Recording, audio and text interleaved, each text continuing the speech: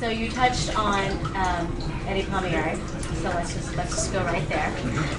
You performed Baila Society, performed for him or with him at Tavern on the Green last year, and you did an interview. How was that? What was it like? You know how you mentioned that this transcends. I think it was the same thing. We're doing this with many musicians. We're actually going to have the pleasure also do it with the director of the Latin Giants of Jazz for the Tito Puente Orchestra in a couple of weeks. So we really emphasize on our site the research in the music, the history of the music. Eddie Palmieri is one of the greatest musicians that's still alive. He's actually performing this year, the closing day of the New York Congress. And whenever you get a chance, you must see Eddie Palmieri because he played with everybody. He played with every musician out there, not just in the Latin community, but in any kind of form. So he's a true ambassador of Latin culture and Latin music. When we were dancing for him, with him, and then he graciously talked to us afterwards about his song, what made him write this song.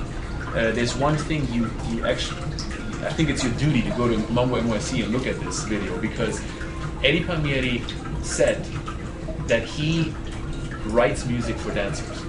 There are two things that were profound for me. One is 1975, first Latin Grammy ever, 9 Grammys, most ever in history.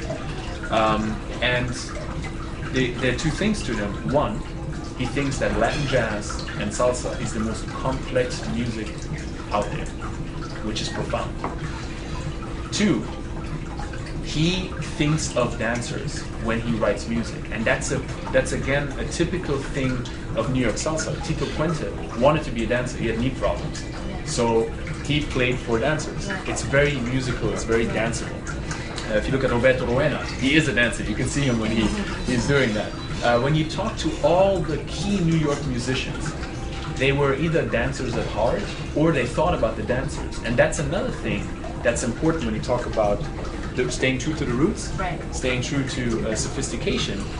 The musicians want to write music for dancers. The dancers should appreciate the music behind it. So there's this coexistence that should be there. And Eddie Palmieri, I think, is an amazing example of that. We were so blessed to have him talk to us about his music, about the choreography, and again, we just think that he's one of the few people with Cheo Feliciano and others that are still there that you can watch, that you can just enjoy today, and it's so deeply rewarding to see that history, the whole history of Latin music, sitting there in front of you at a piano, just playing.